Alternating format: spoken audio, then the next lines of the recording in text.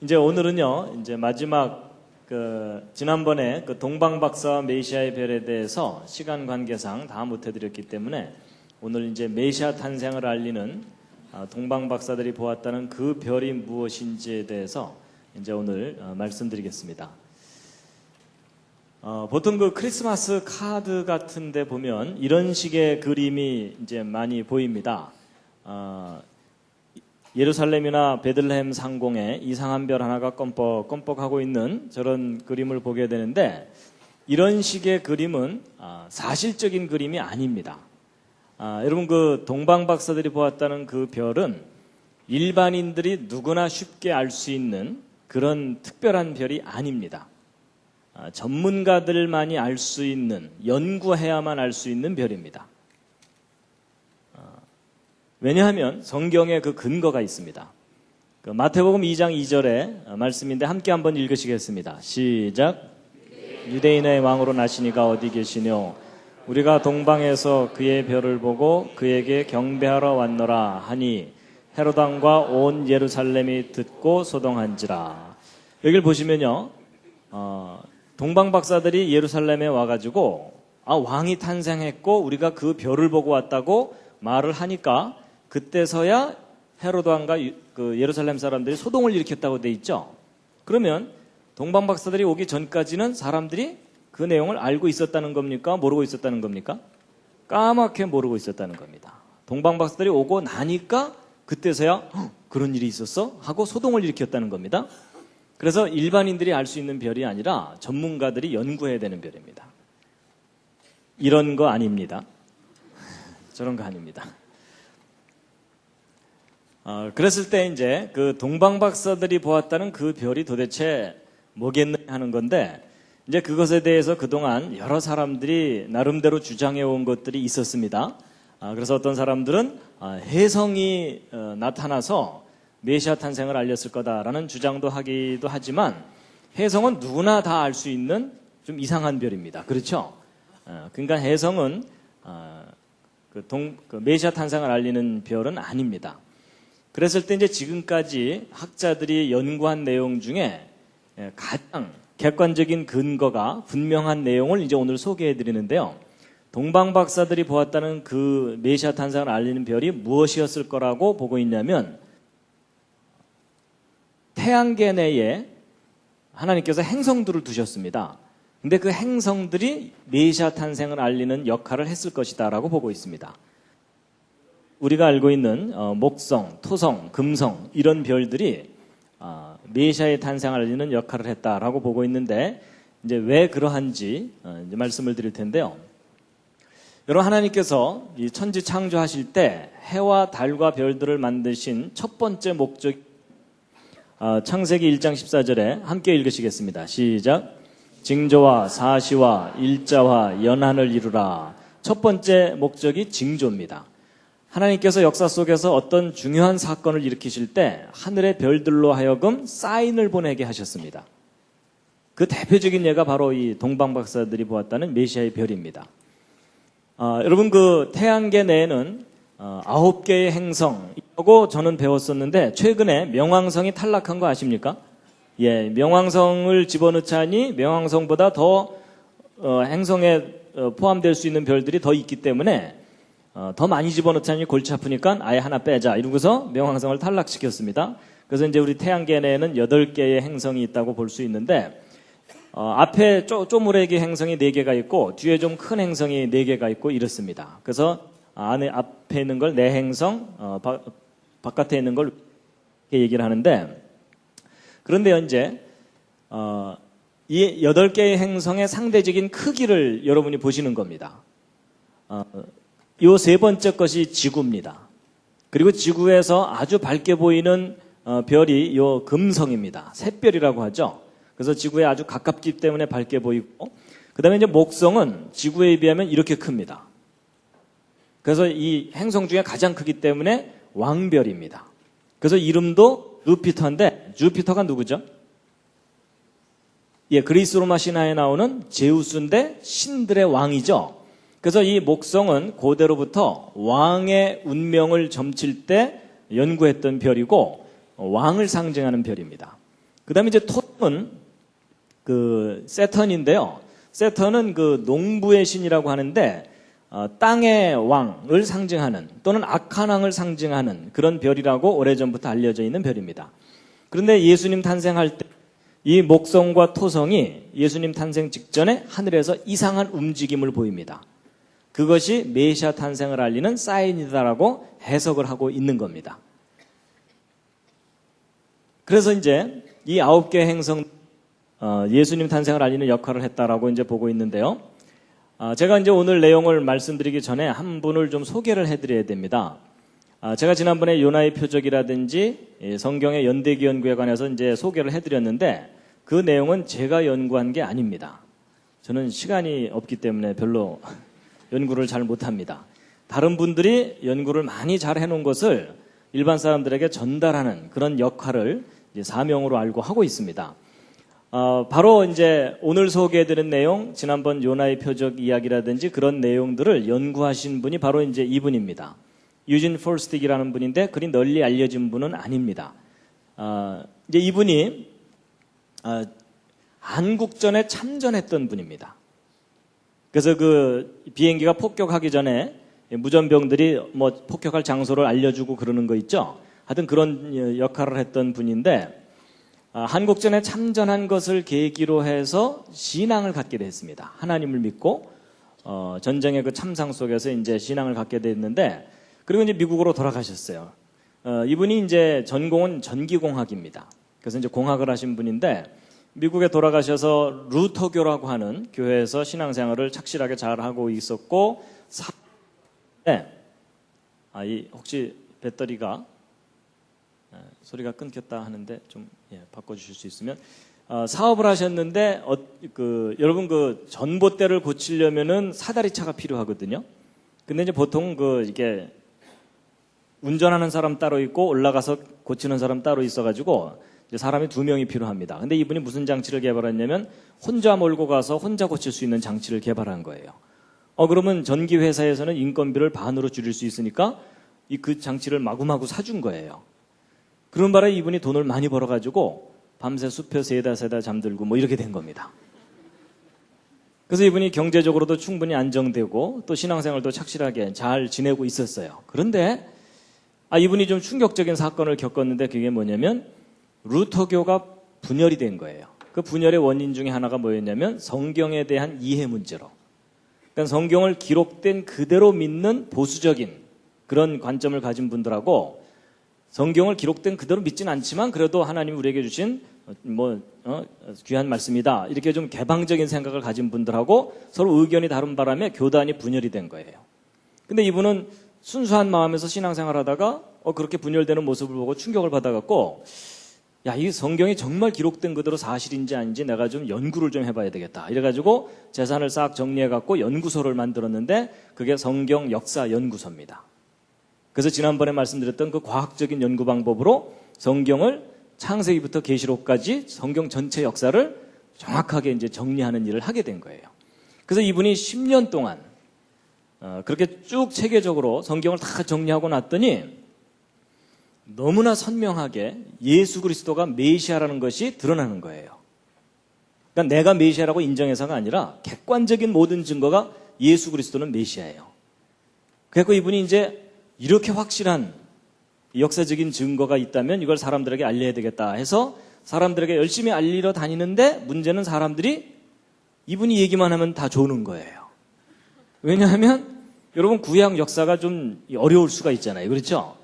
그래갖고 별로 그렇게 관심이 높지가 않은 거예요. 그래서 이분이 이 내용이 너무 좋은데 사람들이 잘 이해를 못하는구나 이러다가 한 아이디어가 떠올랐는데 그게 뭐냐면 이 내용은 이스라엘 사람들한테 정말 효과적이겠다. 왜냐하면 여러분 우리만 해도 구약은 다른 나라 역사잖아요. 그렇죠?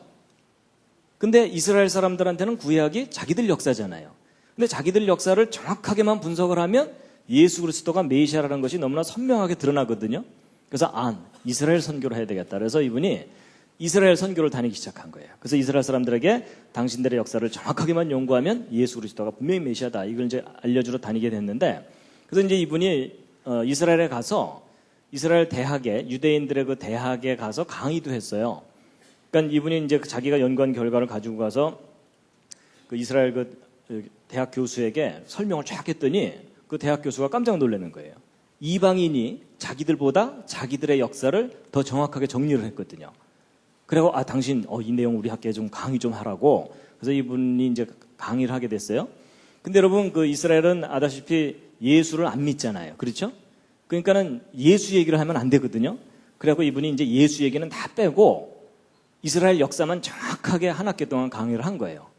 근데 이제 문제가 생겼어요. 무슨 문제가 생겼냐면 학생들이 한 학기를 다 듣고 났더니 결론이 뭐예요? 예수가 메시아인 거예요.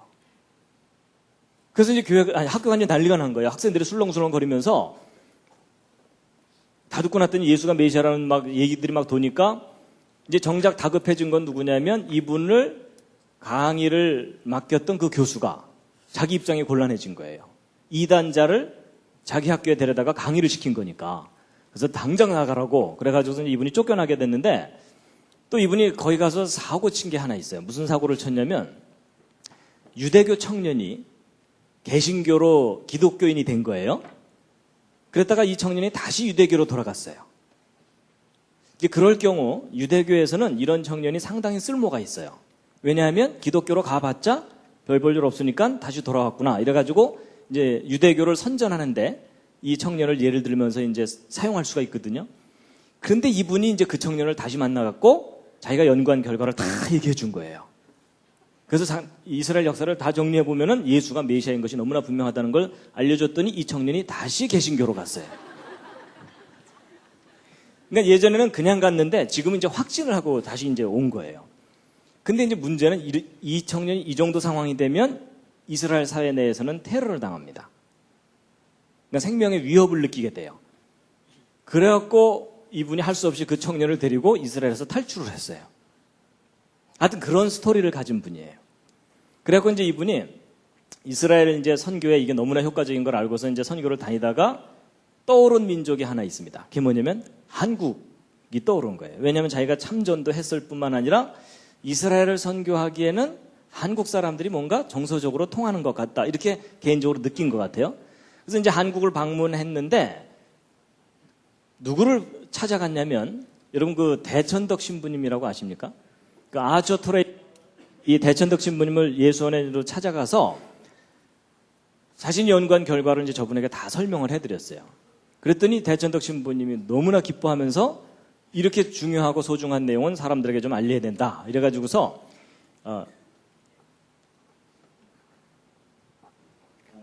알려야 된다 그래가지고서 이분을 어디에 소개를 해드렸냐면 한동대학교에 소개를 해주고 한동대학교 이제 1995년도에 개교한 기독교 대학인 걸 이제 아실 겁니다. 그래서 이제 한동대학교에 개교할 때 이분을 소개시켜요. 이분이 이제 한동대학교에 와서 잉글리시 바이블 스터디라는 코스를 강의를 했습니다. 이제 영어 성경 공부 코스이긴 하지만 내용은 연대기예요. 지난번에 소개해드렸던. 그래서 이분이 강의를 하는데 여러분 생각해 보세요. 대학교 1학년들 이제 갓 들어왔잖아요. 근데 이분이 영어로 강의를 하고 그것도 구약, 역사, 연대기를 강의를 했더니 학생들이 어떻게 됐겠습니까? 한 학기 동안 혼수 상태였습니다.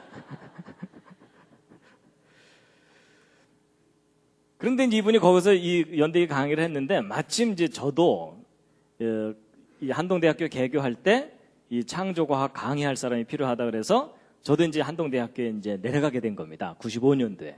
그래서 저도 이제 여기 내려가서 이분을 이제 만난 겁니다. 이렇게. 근데 이분이 저를 만나더니 너무 좋아하는 거예요. 왜 좋아하냐면 성경을 곧이곧대로 믿는 바보가 또 하나 있거든. 여러분 그 창조과학을 이렇게 하나둘 깨닫다 보면요. 성경에 기록된 그대로 사실이라는 것을 더 확실하게 믿게 되거든요. 근데 이제 그런 비슷한 사람을 만나니까 너무 기뻐하면서 자기가 연구한 결과를 저한테 다 주면서 이걸 좀 사람들한테 좀 알리라고 이제 그래갖고 제가 이제 이분을 만나게 된 계기가 된 겁니다. 그래서 이제 저는 이제 과학을 공부를 했으니까 혹시 이분이 뭐 과장을 하거나 이 뻥을 친 거 없나 이러면서 이제 이분이 이제 연구한 결과를 쭉 훑어보고 이제 강의도 들어보고 했는데 제 개인적으로는 상당히 객관적이고 탁월한 연구를 한 거고, 이제 저도 그렇지만은 그 뭐 이스라엘에 가서 이제 공부도 하시고 온 분들이 이분이 한 연구 결과에 대해서 상당히 긍정적으로 아주 훌륭하게 역사를 잘 정리했다고 이제 평가를 하거든요. 바로 이제 그 이분이 이제 연구한 그 내용들을 정리한 책이 요 네 권의 책인데, 제가 이제 오늘 여기 좀 잠깐 갖고 나왔습니다. 그래서 이 네 권의 책에 성경 역사를 이제 다 꼼꼼하게 정리를 해가지고 창조 때부터 지금까지 역사를 이제 정리한 겁니다. 그래서 이제 그 이분이 연구한 결과 중에 한 주제 중에 하나가 이제 크리스마스에 관한 이야기입니다. 그래서 이제 크리스마스에 관한 이야기를 이제 해드릴 텐데요. 여러분, 이제 우리가 이제 12월 달이 됐기 때문에 곧 성탄절이 오잖아요. 그래서 이제 매년 12월 25일이면 예수님의 탄생일을 기념해서 우리가 이제 축하를 하는데, 근데 여러분 12월 25일이 예수님의 진짜 탄생일이 아닌 건 아시죠?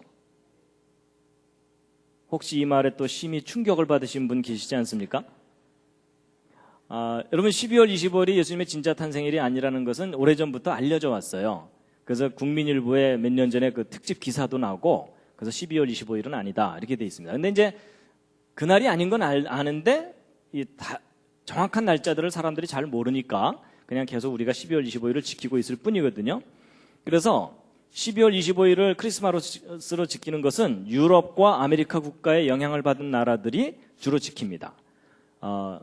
러시아 정교회나 그리스 정교회 또는 아프리카 쪽의 그 콥트 교회들은 1월 달에 예수 그리스도의 탄생일로 지킵니다. 그래서 나라마다 예수님의 탄생일을 서로 다르게 지킵니다. 그래서 이제 12월 25일을 예수 그리스도의 탄생일로 정하게 된 동기가 뭐냐? 예수님이 탄생하시자마자부터 예수님의 탄생일을 지킨 게 아닙니다. 그로부터 수백 년 지난 후에 뒤늦게 예수 그리스도의 탄생일을 추정을 해서 지키거나 이런 것인데, 이제 12월 25일 탄생일에 대한 몇 가지 주장이 있습니다. 이제 그 중에 하나가 뭐냐면, 우리는 지금 그레고리안 달력이라고 하는 양력 달력을 쓰고 있는데, 그 달력 이전에는 율리우스력이라는 이 천문학자들이 주로 쓰는 그런 달력이 있거든요. 그 줄리어스 시저가 만든 달력인데, 그 율리우스력으로 볼 때 동짓나라에 해당되는 날을 예수 그리스도의 탄생일로 정했다라는 주장이 하나 있고요. 또 뭐가 있냐면은 로마 제국 시절에 로마 사람들의 축제일이 12월 17일에서 24일입니다. 근데 이 기간 동안 선물 교환도 하고 그런다 그러는데, 이제 12월 25일이 태양이 탄생한 날이다 이래가지고서 자기들이 축제일로 지키는 그런 날이 있는데, 그날하고 결부시켜서 예수 그리스도의 탄생일로 정하게 됐다라는 주장들이 있습니다. 근데 이제 이런 것들은 정확하지 않고 반대 의견도 있기 때문에 뭐 대략 요 정도만 소개해드리고, 이제 정작 중요한 것은 예수 그리스도의 진짜 탄생일인데, 이제 탄생일은 조금 뒤에 설명드리기로 하고요. 일단 하나 이제 우리가 얘기해야 될 게 뭐냐면, 여러분 우리가 지금 2006년을 살고 있는데, 이것이 이제 서력기원이라 그래서 예수 탄생 이후부터의 연대라고 우리가 알고 있잖아요. 그래서 예수님이 탄생하셨을 때를 기준으로 해서 Before Christ, Anno Domini 그래가지고서 BC와 AD 이걸 나눈다고 이제 우리가 알고 있죠. 근데 여러분 예수 그리스도가 실제 탄생한 연도도 지금 현재로부터 정확하게 2006년 전이 아닙니다. 그럼 도대체 이 기준점은 어떻게 정한 거냐 하는 건데요. 이것은 어떻게 정한 거냐면, 지금으로부터 1474년 전인 AD 532년에 그렇게 정확하지 않은 기록에 근거해서 예수 그리스도 탄생일을 추정한 것인데, 그때 당시에 어떤 기록이 있었냐면, 예수는 약 500년 전에 죽었으며 3월 25일 날 부활하였다, 이런 기록이 있었는데 그걸 근거로 추적한 겁니다. 그래가지고 여기서부터 500년 전에 예수 그리스도께서 십자가에 달리셔서 죽었으니까 그로부터 30여 년 전에 탄생하셨을 거다라고 추정하게 된 겁니다. 그래서 이제 이 기점으로부터 이제 2006년이 지난 건데, 그런데 이제 예수 그리스도의 탄생 연도를 찾아낼 수 있는 중요한 인물이 하나 있습니다. 이게 누구냐면 헤로드 왕입니다. 여러분 헤로드 왕이 죽기 직전까지 거의 미친 거 아시죠? 이제 예루살렘과 그 주변 지역을 다스리는 왕으로 이제 세워졌는데, 로마 제국 시절에. 근데 왕권에 대한 집착이 너무 강한 바람에 주변에 자기 왕권을 노리는 사람들을 다 죽입니다. 그래서 막 아내도 죽이고 아들도 죽이고 다 죽이는데 막 죽이다가 떠오르는 사람들이 있었어요. 그게 누구냐면 얼마 전에 동방 박사들이 와갖고 왕이 탄생했다고 얘기했잖아요. 그렇죠? 그거 찾아서 죽여야 되죠. 그래가지고 성경 기록 아시는 대로 그 박사들에게 자세히 알아본 그때를 표준해서 2살부터 그 아래로 다 죽였다 이렇게 돼 있죠. 근데 저 이제 아이들을 학살하는 사건이 있고 난 직후에 헤롯 왕이 죽습니다. 그러면 우리가 헤롯 왕이 언제 죽었는지만 정확하게 알고 나면 그로부터 대략 한 2년 전쯤 예수 그리스도가 탄생하신 거라는 거죠. 근데 헤롯 왕이 언제 죽었는지에 대한 기록이 있습니다. 그게 뭐냐면 여러분 요세푸스라 그래서 로마 제국 시절에 유대 역사를 정리한 사람입니다. 근데 그 요세푸스가 기록하기를 헤롯 왕이 죽을 때 월식 현상과 금식일이 연거푸 있었을 때 죽었다는 거예요. 근데 여러분 이 월식 현상, 금식일 이런 이야기가 나오면 이제 여러분이나 저나 기뻐요. 왜 기쁘죠? 지난번에 말씀드린 대로 저런 현상들은 정확하게 컴퓨터를 이용해서 찾아낼 수 있다고 그랬죠? 그래가지고 이 월식 현상과 금식일이 이제 연거푸 있었던 데를 찾아내면 되고요. 그 다음에 이제 시리아의 통치자인 퀸틸리우스 바루스라는 사람이 통치할 때 헤롯 왕이 죽었다는데 이 사람은 이제 BC 5년에서 2년 기간 동안 통치를 했습니다. 그 다음에 이제 악티움 해전이라 그래가지고요. 이 고대사에서 유명한 건데 여러분 그 클레오파트라 아시죠? 클레오파트라하고 마르쿠스 안토니우스가 짝짝꿍이 돼갖고 옥타비아누스하고 패권 다툼을 했던 유명한 해전이 악티움 해전입니다. 여기서 누가 이겼게요? 옥타비아누스가 이깁니다. 그리고 이 둘은 죽습니다. 그리고 이제 이 옥타비아누스가 나중에 아우구스투스라는 칭호를 얻게 되는데 성경에는 아우구스도라고 나왔습니다.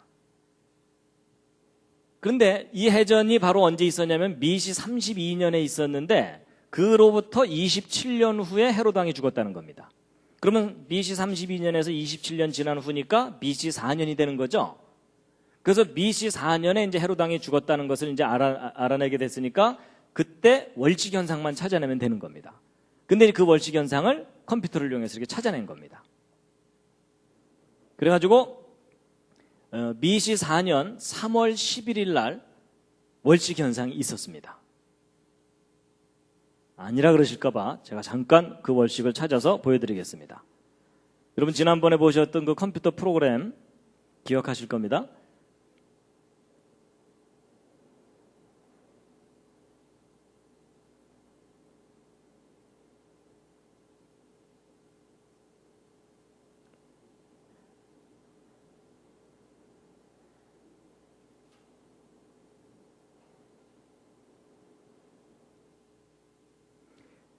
이게 이제 BC 4년 3월 13일인데 이게 이제 그 달력에 이제 서로 그 줄리안 달력과 그레고리안 달력의 그 차이 때문에 이제 하루 이틀 정도 차이가 나게 되는데요.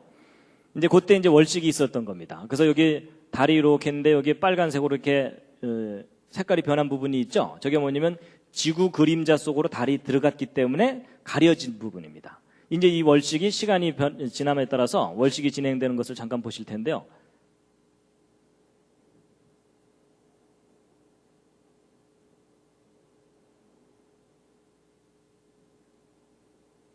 보셨죠? 그래서 그때 월식을 컴퓨터를 이용해서 다 찾아낼 수가 있습니다. 이렇게.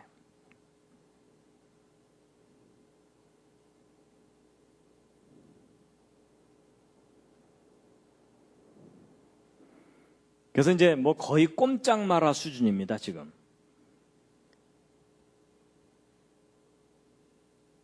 이제 월식 2004년 5월 14일 날 그 프라하에서 이게 월식을 본 것을 사진 찍은 것을 그 인터넷에 이제 올려놓은 걸 제가 잠깐 보여드린 거고요. 이제 그렇다면 이제 BC 4년이 그 헤롯 왕이 죽은 때가 이제 맞다면 예수님은 BC 6년 경쯤 태어나신 거거든요. 그랬을 때 그 예수 그리스도의 탄생에 대해서 이 초대 교부 중에 하나인 터툴리안이라는 분이 언제 탄생했다고 이제 기록을 해놨냐면 그 시리아의 통치자가 아까는 그 퀸틸리우스 바루스였는데 이제 예수 그리스도의 탄생은 세터니너스가 이 시리아를 통치할 때 탄생했다는 겁니다. 근데 이 사람이 BC 9년에서 6년 기간 동안 통치를 했거든요. 그러니까 요 기간 중에 예수 그리스도가 탄생하신 거예요. 그러니까 BC 6년일 가능성이 이제 높은 거죠. 근데 예수 그리스도의 탄생일에 대해서 이집트의 알렉산드리아라는 지역에 있었던 초대 교부 중에 한 사람이 세인트 클레멘트인데, 이 클레멘트라는 분이 예수 그리스도의 탄생에 관한 몇 가지 기록을 모아놓은 게 있어요. 그 중에 그 모아놓은 몇 가지 기록 중에 가장 객관적으로 입증 가능한 이제 날짜가 언제냐면, 이집트 달력으로 이분이 표기를 해놨는데, 이집트 달력으로 파코몰 25일입니다. 이집트 달력으로. 근데 이걸 일단 무엇으로 바꿔야 되냐면 이스라엘의 달력으로 바꿔야 됩니다. 그 구약 달력으로. 그걸로 바꿔놨더니 2월 28일이에요. 구약 달력으로. 이하로 투엔에 있으라 그래서. 근데 이제 이스라엘 달력은 음력이거든요. 그럼 이제 저것을 우리가 현재 쓰고 있는 양력 달력으로 바꾸면 5월 14일이 되는 겁니다. 그래서 클레멘트가 수집한 기록 중에 하나가 옳다면, 조건은 붙어요. 예수 그리스도의 실제 탄생일은 BC 6년 5월 14일이라는 겁니다. 갑자기 화이트 크리스마스의 환상이 깨지시지 않습니까? 우리는 하도 오랫동안 겨울에 예수 그리스도의 탄생을 맞았었기 때문에 늘 화이트 크리스마스를 꿈꿨잖아요. 근데 이 기록이 맞다면 예수님은 5월 달에 오신 거니까 계절의 여왕 5월에 오신 겁니다. 꽃피는 봄에 님이 오신 거예요. 근데 저도요, 제가 이제 뉴질랜드에 가서 거기서 크리스마스를 보낸 적이 있었거든요. 거기는 남반구니까는 크리스마스 때가 여름입니다. 한여름 땡볕에 크리스마스를 지내려니까 너무 이상한 거 있죠. 그래서 이게 뭐 북반구에 사느냐 남반구에 사느냐에 따라서 크리스마스가 전혀 다른 느낌입니다. 그런 것처럼 우리도 너무 화이트 크리스마스를 고집할 필요는 없습니다. 자, 그런데 이제 BC 6년 5월 14일이 예수 그리스도의 탄생일이 맞다면 그걸 뒷받침할 만한 객관적인 증거가 있어야 되잖아요. 그렇죠? 이제 그 증거가 바로 이제 이 표입니다. 이제 이 표를 이해하시면 되는데요. 여러분, 예수님이 BC 6년 5월 14일 날 탄생하셨다면 예수 그리스도의 탄생일을 입증해 줄 만한 인물이 하나 있습니다. 그게 누구냐면 세례 요한입니다. 세례 요한은 예수 그리스도보다도 6개월 먼저 태어난 예수님을 예비한 선지자죠. 여러분, 세례 요한과 예수님은 무슨 관계죠? 혈연 관계로는 사촌 관계입니다. 누가 형이죠? 세례 요한이 당연히 형입니다. 6개월 먼저 태어났으니까. 세례 요한의 아버지가 누군지 혹시 아십니까? 성경을 보면 나오는데요. 사가랴입니다.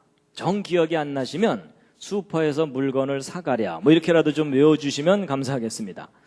그래서 세례 요한의 아버지 이름이 사가랴고 어머니의 이름이 엘리자벳입니다. 근데 사가랴의 직업이 뭘까요?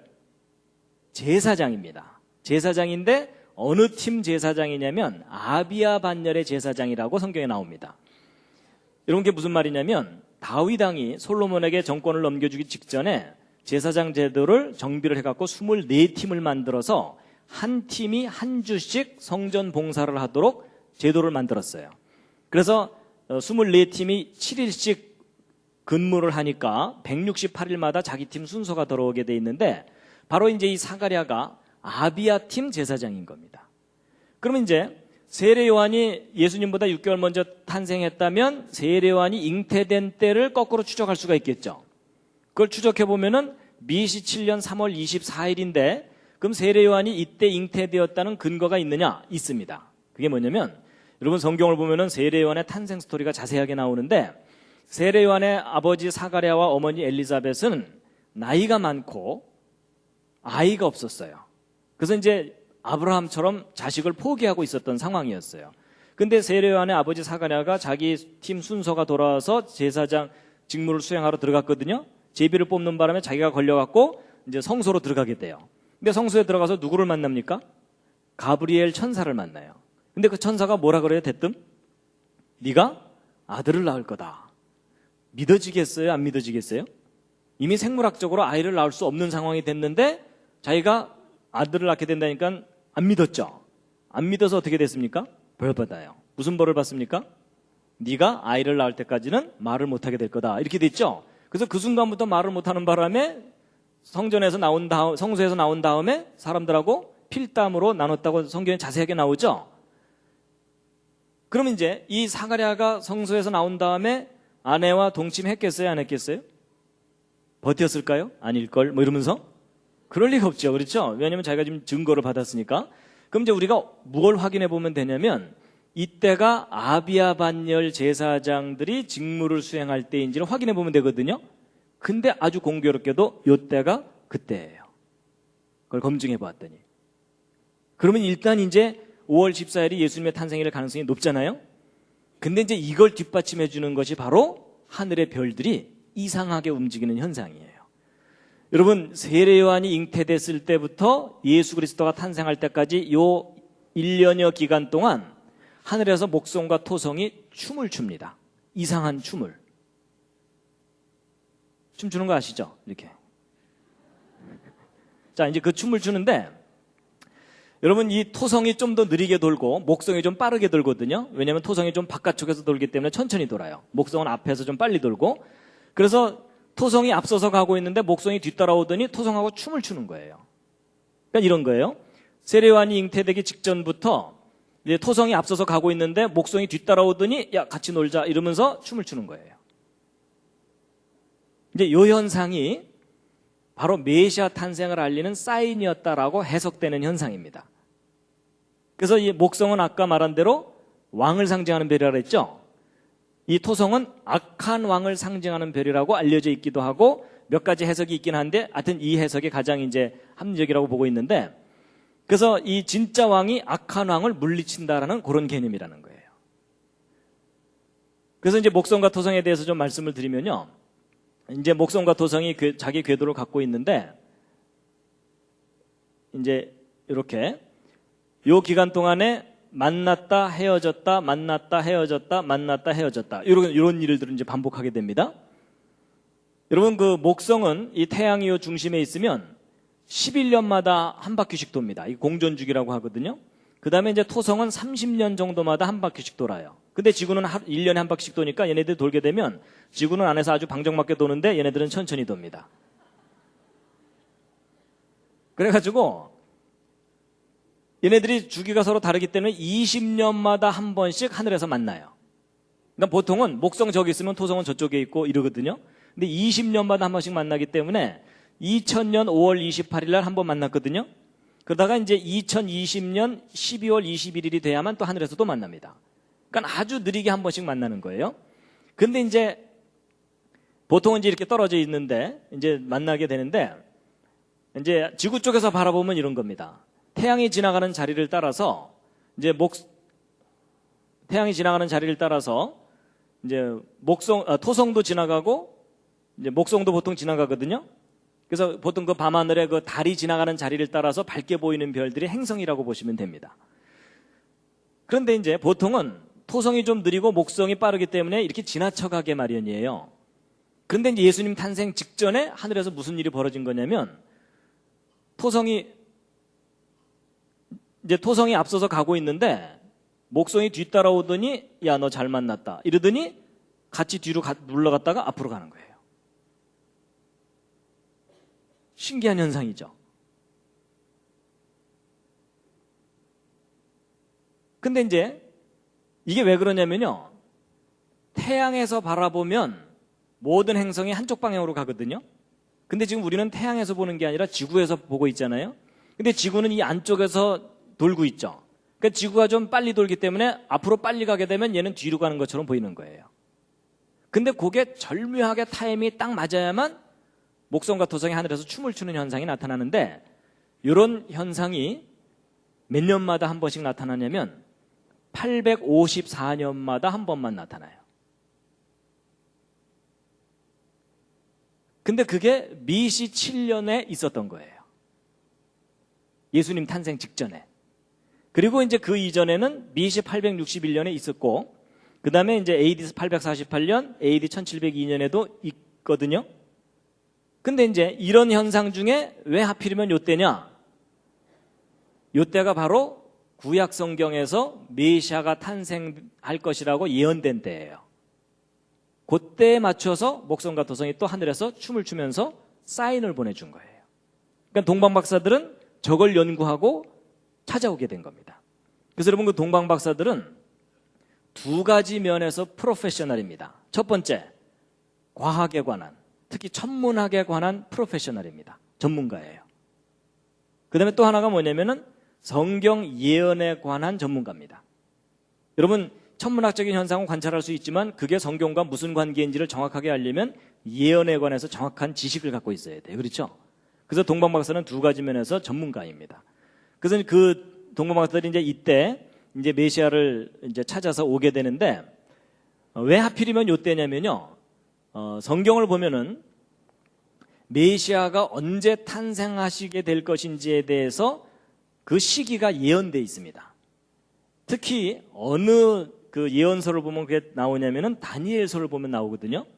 여러분, 그 다니엘이 남유다 왕국이 멸망당했을 때 바벨론의 포로로 잡혀가죠. 포로로 잡혀가서 그때 왕이 누구였냐면 바벨론의 느부갓네살 왕입니다. 근데 그 느부갓네살 왕이 꿈을 하나 꾸는데 이상한 꿈을 하나 꿔요. 신상 꿈을 꾸는데 한 신상을 보았는데 머리는 금이고 여기서부터 이 가슴까지는 은이고 거기서 무릎까지는 동이고 그 밑에는 철인데 발은 또 얼마는 철이고 얼마는 진흙이다 이렇게 돼 있죠. 그래서 이제 그 꿈을 꾸고 나서 아시는 대로 이 신하들을 불러갖고서 내 꿈 알아맞혀봐라 이러죠. 근데 아무도 못 알아맞추거든요. 알려주지 않는데 어떻게 알아맞추겠어요? 그래서 너희들 다 죽인다 이랬더니 그때 이제 다니엘이 잠깐 좀 시간을 달라 그런 다음에 그 꿈을 알아맞추고 해석까지 해줘요. 그 해석이 뭐였냐면 이 신상은 바벨론 제국 이후에 어떤 제국들이 나타날 것인지를 하나님께서 보여주시는 거다 이런 내용이었어요. 맞죠?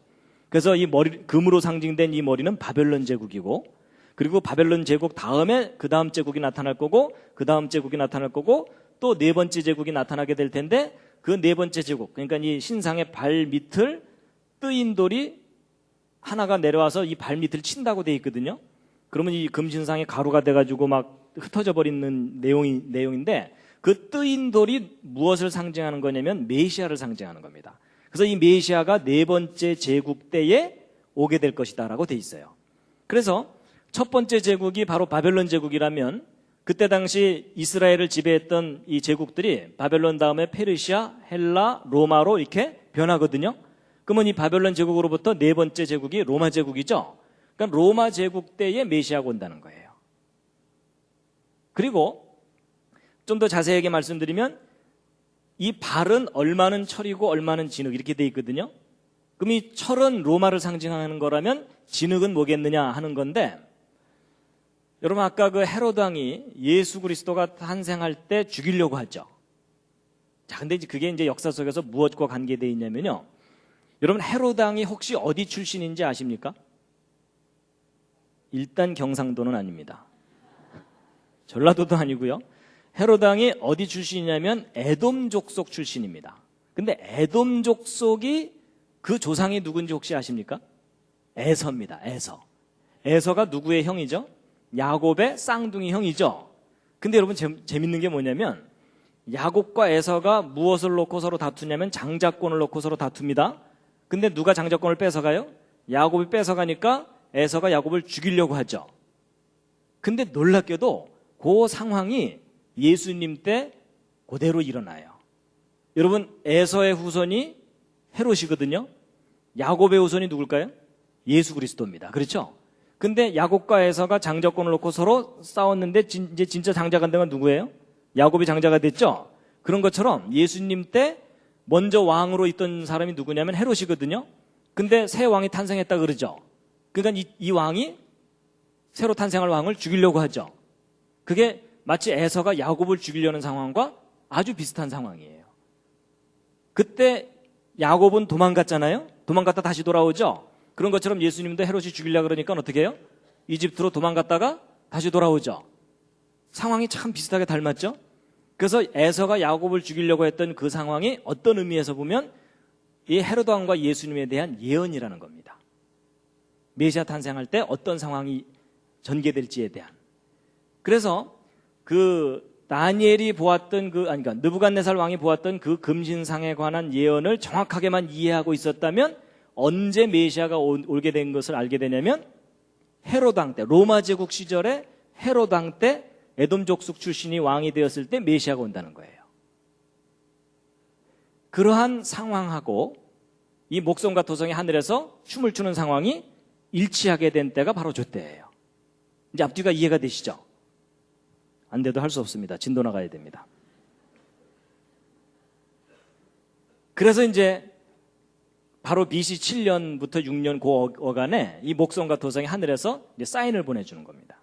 그러니까 동방 박사들이 저 현상을 보고서 드디어 이제 오셨구나 하고 이제 찾아오게 됐다라는 이야기입니다. 그래서 이제 그때 동방 박사들이 보았다는 그 목성과 토성의 움직임을 이제 잠깐 이제 보실 텐데요.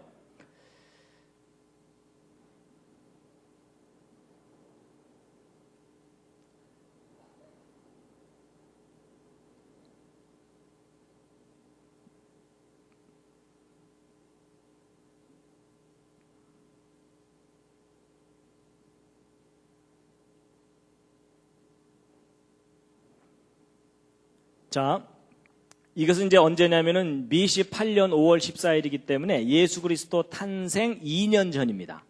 2년 전쯤부터 이제 이게 주피터가 목성이고요. 이 세턴이 토성이거든요. 이 두 별이 서로 이제 멀리 떨어져 있다가 요때 이제 가까이 만나기 시작하는 때예요. 그래서 이제 요때 상황을 보시게 될 텐데요. 일단 이 두 행성이 움직이는 상황만 먼저 이제 보시겠습니다. 자, 이게 토성이고요. 이게 목성입니다. 근데 얘네들이 이제 전체적으로 왼쪽으로 이동해 갈 거예요. 시간이 흐르면서.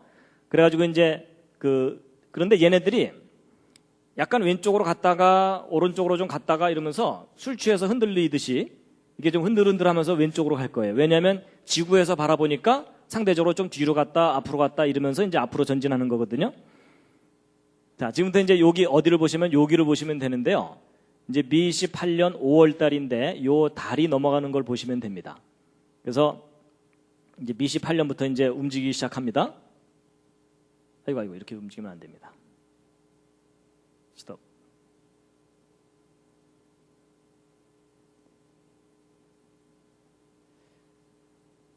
자, 이제 BC 8년부터 이게 9월, 10월, 11월 이렇게 되잖아요. 그래서 이제 목성이 드디어 이제 세턴에 가까이 가는 거예요. 다른 별들은 야, 쟤네들 만났다 이러면서 지나가는 거고요. 그래서 이제 주피터가 지나가는 듯 하더니 도로 뒤로 가는 거 보이시죠? 뒤로 갔다가 또 다시 앞으로 가는 거예요.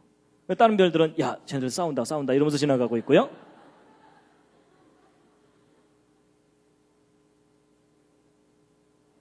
보셨죠?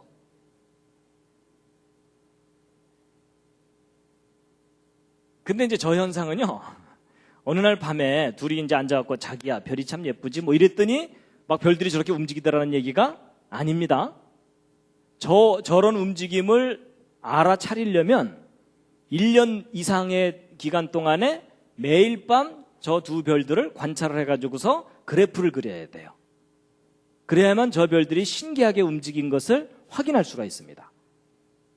바쁜 사람은 못합니다. 할 일 없는 과학자들만이 가능한 일입니다. 그러니까 동방 박사들이 저걸 연구한 거예요.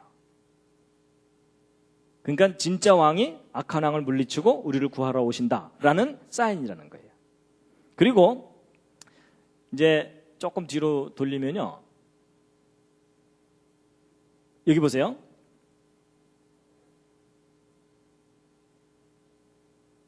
여기 지금 토성, 목성이 있는데 여기 비너스가 가까이 오죠. 이 비너스가 뭐죠? 그리스 로마 신화에서 여신이죠, 여신. 근데 그러면 저 비너스는 뭘 의미할 것 같습니까? 성경의 그 예언하고 관계해서 한번 생각해 보세요. 메시아 탄생할 때 어떤 상황에서 탄생한다고 예언이 돼 있죠? 보라, 처녀가 잉태하여 아들을 낳으니 그 이름을 임마누엘이라 하라 이렇게 돼 있죠. 진짜 왕이 악한 왕을 물리치러 오는데 처녀의 몸에서 태어난다. 그게 성경에서 메시아에 관해서 예언된 가장 중요한 내용이거든요. 근데 그 상황을 저 세 별이 나타내주고 있다라고 보고 있어요. 근데 이렇게 얘기하면 이제 어떤 분들은 야, 지금 뭐 그리스 로마 신화하고 성경을 짬뽕에 비빔밥을 만드는구나, 이런 생각하는 분들이 계실 거예요. 근데 이제 이 상황을 이해하시려면 지난번 제가 강의했던 연력학 법칙을 좀 떠올리셔야 됩니다. 여러분, 갑자기 머리에 주관하시나요? 여러분, 어떤 정보가 있으면, 진짜 정보가 있으면 그게 시간이 지나면서 변질되는 현상이 있다 그랬죠? 잘 보세요. 여러분, 하나님께서 태초에 우리 인간이 타락했을 때 아담과 하와를 에덴 동산에 쫓아내시면서 여자의 후손 중에 메시아가 태어날 거다, 그리고 또 메시아가 탄생할 때는 하늘에 징조가 있을 거다라는 걸 다 알려주셨거든요. 그러면 그 지식을 갖고 있던 사람들이 그 징조를 제대로 알아차리려면 그 징조에 대한 정확한 지식이 있어야 알아차리겠죠. 그렇다는 얘기는 메시아 탄생 때 구체적으로 어떤 상황이 일어날지에 대해서 이미 사람들이 지식이 있었다는 얘기입니다. 근데 그 지식이 다양한 민족들이 다양하게 이렇게 퍼져나가면서 변질되고 다양해지겠죠. 그래서 그리스 로마 신화도 메시아 사상에 관한 지식이 변형된 형태로, 신화의 형태로 나타난 것이다라고 이해를 하면 어느 정도 이해가 되실 겁니다. 뭐 이게 이해가 안 돼도 또 할 수 없습니다. 진도는 나가야 됩니다.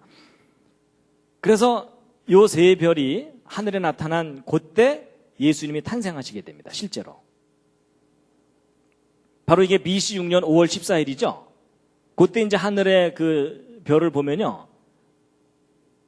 이걸 조금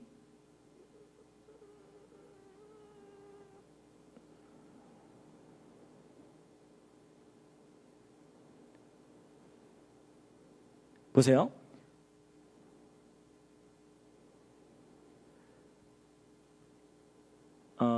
해 뜨기 직전에 하늘에서 토성과 목성과 금성이 쪼로록 보입니다. 근데 이제 이게 성경에 기록되어 있는 내용을 입증해 주는 이제 상황인데요. 이게 뭐냐면,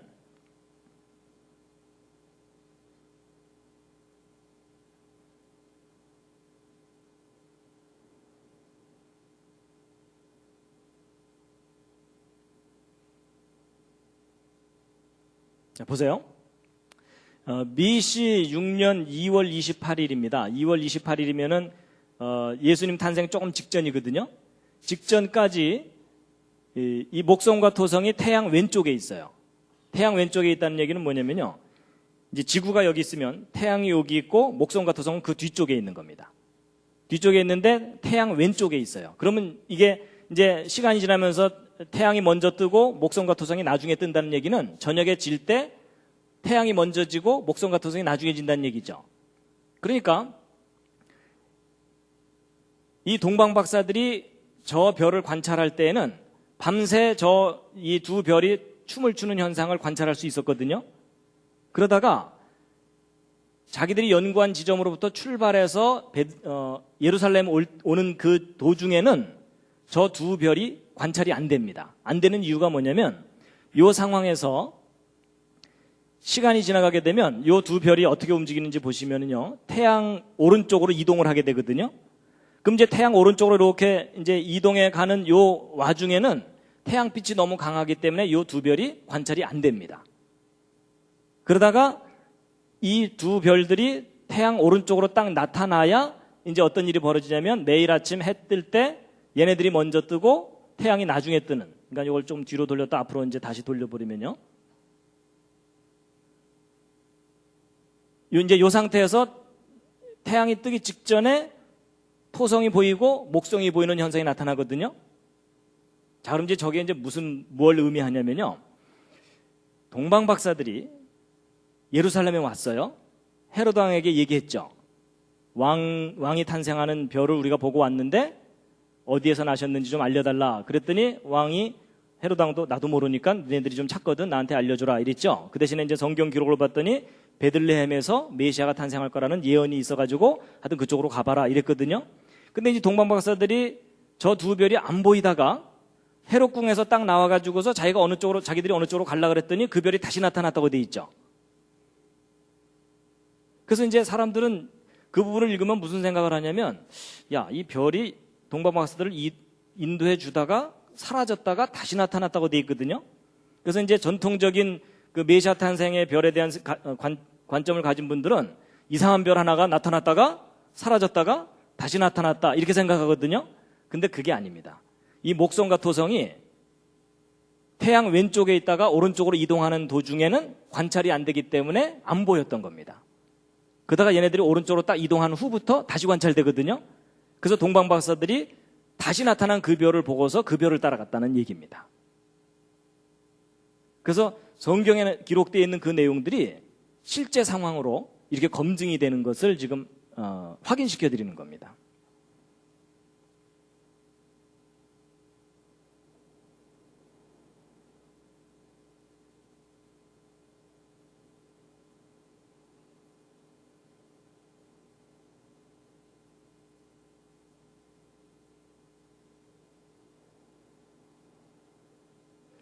잠시 기지개를 한번 쫙 켜시겠습니다.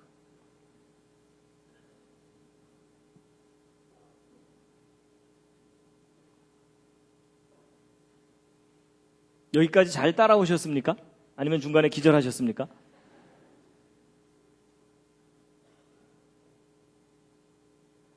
지금 2000년 전에 메시아 탄생을 알렸던 그 별에 대해서 확인시켜드리는 중입니다.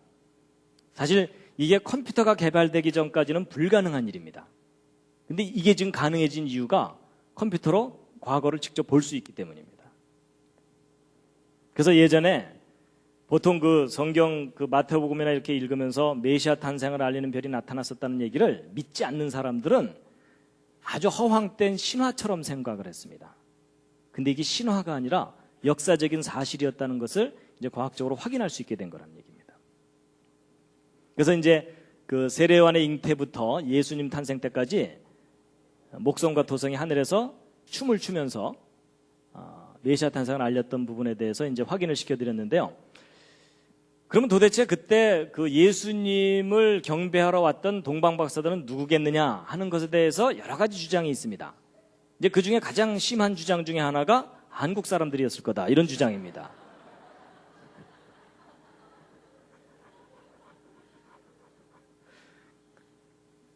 동방에서 갔다 그러니까는 한국에서 갔다고 주장을 하는데 이제 그건 아니라고 보고 있는데, 왜냐하면요, 여러분 아까 그 목성과 토성이 이렇게 춤을 추는 현상도 정말 보기 드문 신기한 현상이지만 이 세례요한의 잉태와 세례요한의 탄생 요 어간에 일식 현상이 연거푸 2번 나타납니다.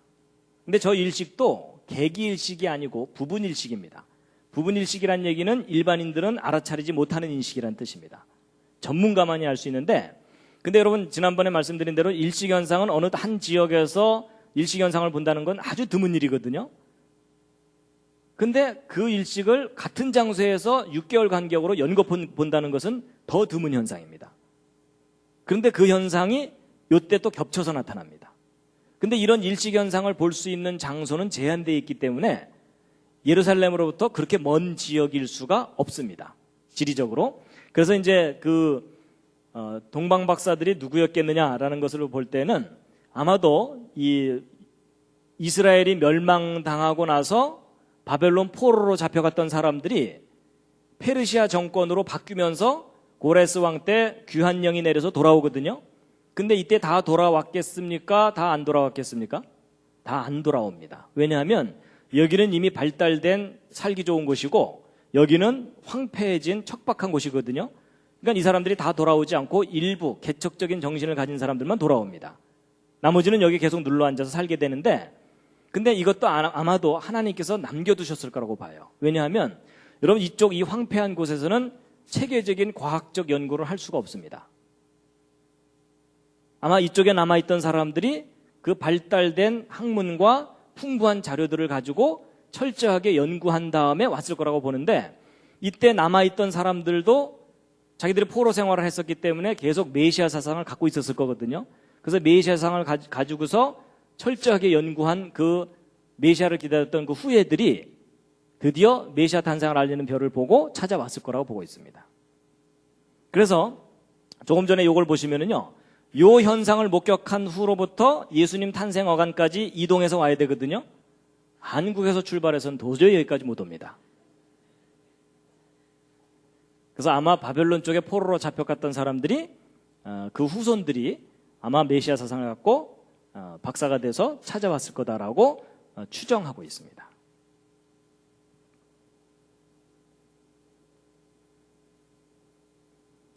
그래서 이제 지금까지 메시아 탄생을 알리는 별에 관한 가장 근거 있는 이야기를 소개해드렸는데요. 사실 지금 이 목성과 토성이 그 역할을 했을 것이라는 것에 대해서는 이제 많이 알려지기 시작했습니다. 그래서 여러분 인터넷에 들어가 보시면 이 얘기 쉽게 찾으실 수가 있습니다. 이제 비교적 널리 알려지기 시작한 이야기입니다. 그리고 이제 확인도 되는 이야기고요. 그래서 여러분 보세요. 이 목성과 토성이 예수님 탄생에 딱 맞춰서 하늘에서 나타나서 춤을 추게 하려면, 자, 여기서 중요한 게 이겁니다. 도대체 언제부터 저게 계획되어 있어야 될까요? 저걸 잘 생각해 보시면 창조 때부터 계획되어 있어야 되는 일입니다. 맞죠? 여러분 목성이 저쯤 있는데 하나님께서 급하셔갖고 야 잠깐 일로 올래? 뭐 이럴 수 없잖아요. 그렇죠? 여러분 이게 무슨 얘기냐면 하나님께서 성경에서 무슨 말씀을 하시냐면 내가 태초부터 미래에 일어날 일을 다 얘기해 놓았다 이런 말씀을 하세요. 다 예언해 놓았고 그걸 이루는 존재가 바로 나다. 그 대신 너희들이 연구를 해봐라. 연구를 하면 이 우주를 다스리는 존재가 나라는 것을 확인할 수 있을 것이다. 그런 얘기를 합니다. 바로 이 메시아 탄생을 알리는 별도 중요한 의미 중에 하나가 바로 그겁니다. 시편 19편 1절에 있는 말씀 함께 한번 읽으시겠습니다. 시작. 하늘이 하나님의 영광을 선포하고 궁창이 그 손으로 하신 일을 나타내는도다. 자, 잠시 좌양좌하셔서 옆에 있는 분 안마를 시원하게 해드리겠습니다.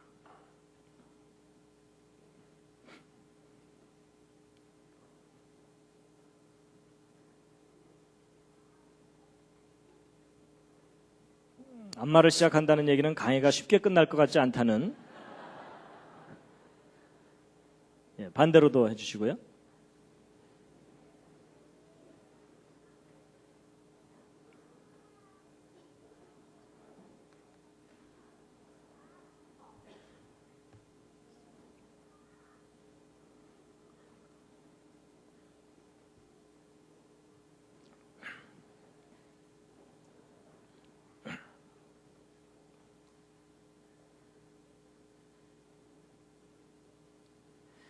이제 한 가지 에피소드를 얘기해드리고 이제 마칠 텐데요.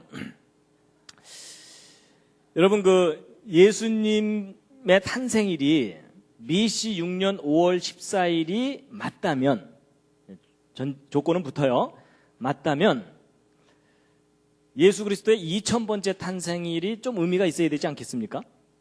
그렇죠? 여러분 우리 젊은 사람들은 뭐 만난 지 100일만 돼도 막 파티하고 그러잖아요.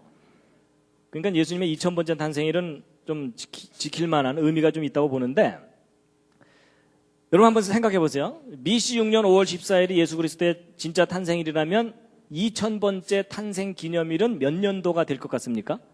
옆에 있는 분과 한번 상의해 보시기 바랍니다. BC 6년이면 마이너스 6년이라고 생각하시면 됩니다. 그러면 1994년일 것 같은 느낌이 드시죠? 1994에다가 6을 더하면 되니까? 아닙니다. 95년입니다. 왜냐하면 여러분 BC와 AD 사이에는 0년이 없어서 그렇습니다. 그렇죠? BC 1년에서 AD 1년으로 바로 넘어가거든요. 저걸 모르는 사람들이 이 역사 정리할 때 1년씩 오차가 나는 이유가 바로 저겁니다. 그래서 이제 1995년이 예수 그리스도의 2000번째 탄생 기념일이 되거든요. 지금까지 한 얘기가 이제 근거가 있는 거라면. 근데 재미있게도 그때가 바로 이거 연구한 분이 한동대학교 왔던 때입니다. 이게 재밌는 얘기입니다. 그래서 이분이 이제 3월 달에 와서 강의를 시작했는데 5월 달이 되면 이제 예수님의 탄생일이 되니까 이분이 5월 달쯤 되더니 자기는 예루살렘을 가야 되겠다는 거예요. 학기 중에 예수 그리스도의 탄생일을 자기가 직접 예루살렘에 가서 축하를 하고 싶다는 거예요. 근데 이분은 본인이 연구했기 때문에 확신을 갖고 있거든요. 그래서 이제 가시라고 그랬죠. 근데 이제 가시라고 해놓고 나서도 이제 학생들이 비록 이제 혼수 상태에 있긴 했지만 그래도 좀 알아듣는 학생들이 있잖아요. 그렇죠? 저도 좀 알아들었고. 그래서 이제 상의를 하기를, 야, 이 날이 아닐 수도 있지만 지금까지 한 얘기 중에 이렇게 근거 있는 얘기를 우리가 들어본 적이 없다. 그리고 객관성이 상당히 있다. 그래서 아닐 수도 있지만 혹 이 날이 예수 그리스도의 탄생일일 수도 있으니까 우리가 그냥 지나가기는 좀 찜찜하다. 그렇다면 그냥 예수님의 탄생이라고 보고, 그러면 이분이 가실 때 그냥 가게 하지 말고 조촐한 선물을 예수님께 전달해 드리라고 좀 하자. 그래갖고 학생들이요, 자기들끼리 막 회의를 하더니 결정을 했어요. 좀 낭만적인 결정을 했는데 뭘 했을 것 같습니까? 학생들이 일단 돈이 없으니까 뭐 이렇게 큰 건 선물을 못 합니다. 황금과 유향과 모략은 안 됩니다. 그래서 학생들이 뭘 선물하기로 했냐면 2000송이 장미를 선물하기로 한 거예요. 2000번째 탄생일이니까. 그래갖고 학생들이 나름대로 헌금, 이제 모금을 했어요. 근데 뭐 학생들 한 몇십 명 한 모여가지고서 모금을 했는데 한 2000송이 장미값 정도가 된 거예요. 그래갖고 이제 이것을 이제 이분에게 드리고서 가서 예수님께 전해드리라고, 그래서 이분이 이제 2000송이 장미값을 갖고 예루살렘으로 간 거예요.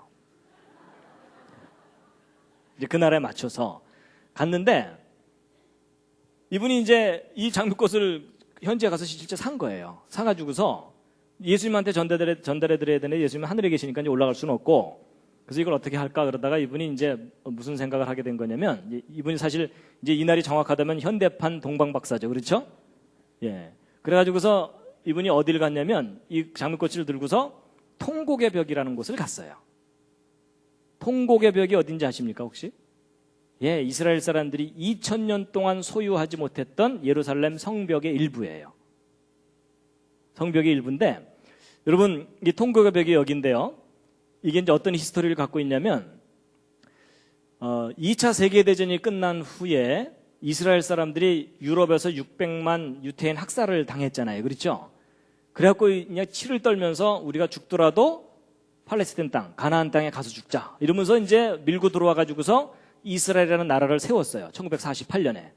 참 기적 같은 일이 일어난 건데, 이때 이제 이스라엘로 돌아와서는 나라를 세웠는데, 그런데요, 예루살렘의 역사를 좀 살펴보면요, 이 제2성전을 지은 때가 이제 BC 516년인데, 요 제2성전이 헤로드 왕 때 이제 증축이 돼요. 그리고 나서 지난번에 말씀드린 대로 예수 그리스도 십자가에 달리신 후에 40년 후인 AD 70년에 멸망당했다 그랬죠. 이때 이제 제2성전이 완전히 파괴됩니다.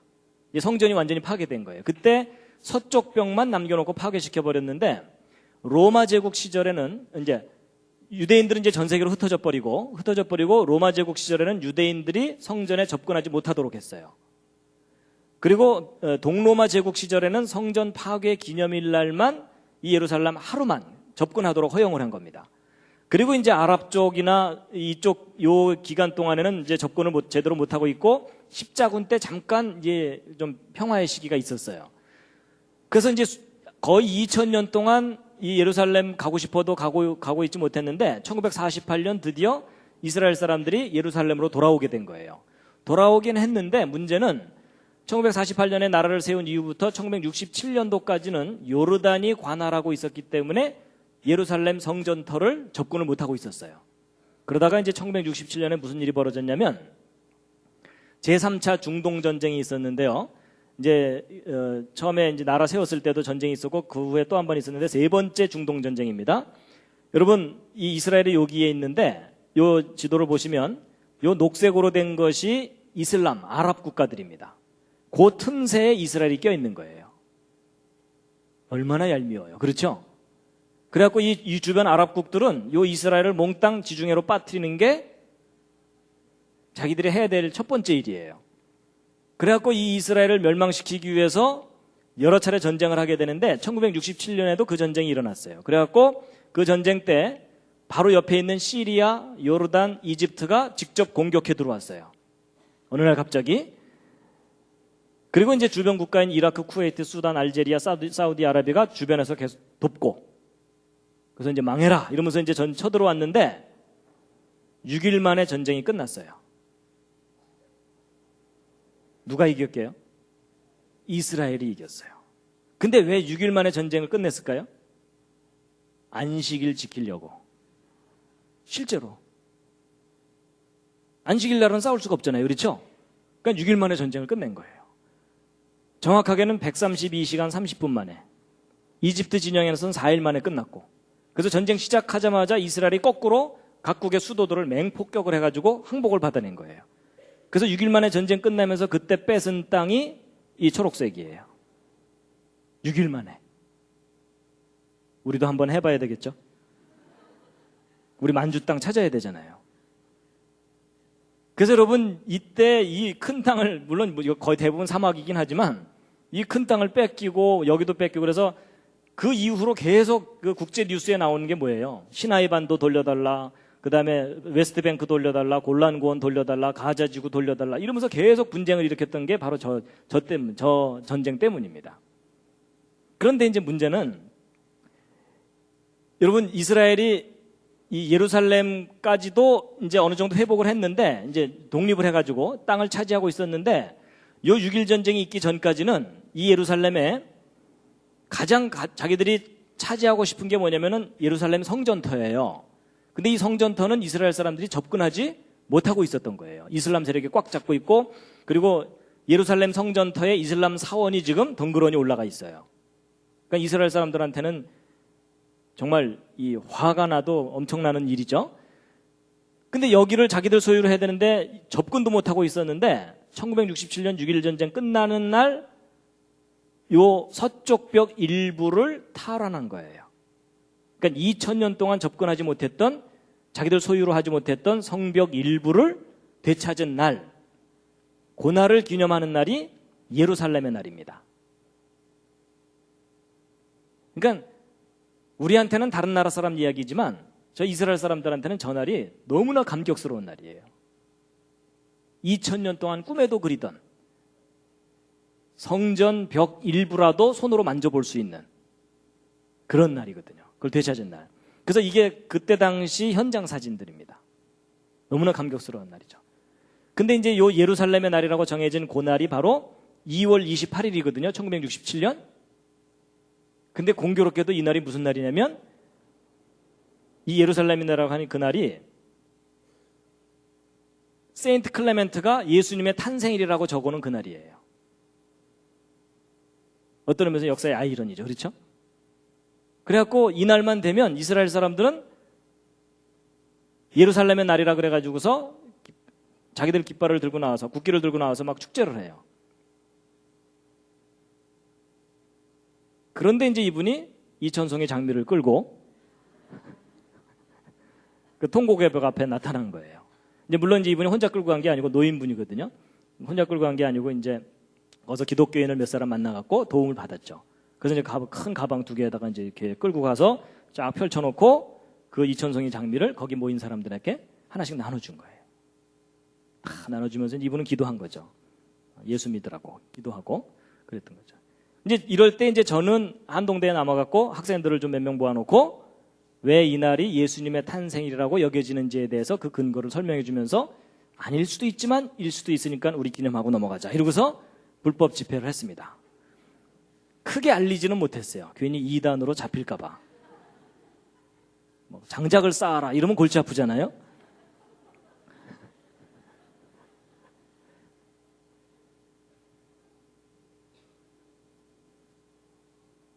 그래서 이제 이게 바로 그 예수 그리스도의 2000번째 탄생일에 관한 에피소드입니다. 이천송이 장미 사건입니다. 근데 아닐 수도 있어요. 나중에 이제 하늘 올라가서 예수님께서 아니었어 임마 이러면 제가 또 이제 한쪽에서 물통 들고 벌수고 있어야 돼요. 근데 지금까지 들은 이야기 중에 가장 근거가 있는 이야기입니다. 근데 이제 제가 잊어먹을까봐 미리 당부를 드리는데요. 여러분, 제가 오늘 이 크리스마스 이 메시아 뵈려가는 이야기를 하는 이유는 뭐 크리스마스 날짜를 정확하게 되찾자 이런 운동을 하려는 게 아닙니다. 괜히 또 듣고 오해하셔갖고 그런 운동 하지 마세요. 왜냐하면 여러분 성경을 보면 예수님께서 성만찬은 꼭 하라고 명령하셨어요. 그렇죠? 그런데 내 생일 꼭 찾아서 챙기래 이런 말은 하신 적이 없어요. 그렇죠? 그래서 예수님이 명령하지 않은 거에 우리가 목숨 걸 필요가 없잖아요. 예. 여러분 그 12월 25일을 성탄절로 지켜온 지가 너무 오래됐기 때문에 그 관습을 바꾸는 일은 지극히 힘들어요. 너무나 많은 노력이 들고 차라리 그 노력으로 전도하고 선교하는 것이 훨씬 유익하다고 저는 생각합니다. 그런데 이제 굳이 이걸 말씀드리는 이유는 성탄절이나 그 모든 스토리를 신화라고 생각하는 사람들에게 신화가 아니고 역사적인 사실일 뿐만 아니라 그것에 대한 구체적인 근거가 다 이제 확인되고 있다는 것을 알려드리는 겁니다. 왜 그걸 알려드리냐면 하나님이 하신 일을 우리가 정확하게 알고 깨달아야 되잖아요. 그렇죠? 바로 이제 그런 이유 때문에 이제 알려드리는 겁니다. 그래서 이제 2000년 전에 있었던 그 사건을 이제 소개를 해드렸는데요. 여러분 이제 예수님의 탄생이라고 여겨지는 이 날은요 매년 날짜가 변해요. 왜냐하면 우리 음력 생일 매년 바뀌는 것처럼 변하게 돼 있어요. 그래서 그 2004년도에는 5월 19일이었고요. 2005년도에는 6월 6일이었고 2006년도에는 5월 26일이었고 이제 금년은 5월 26일이었죠. 근데 내년 2007년도에는 5월 16일이에요. 근데 저거 뭐 일일이 기억하실 필요 없고요. 인터넷에 들어가서 예루살렘의 날을 찾으시면 돼요.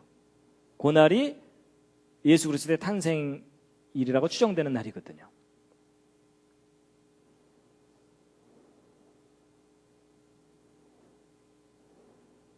근데 이제 지금 예루살렘에는 평화가 없습니다. 근데 예수님께서 예루살렘의 평화를 위해서 기도하라고 하셨거든요.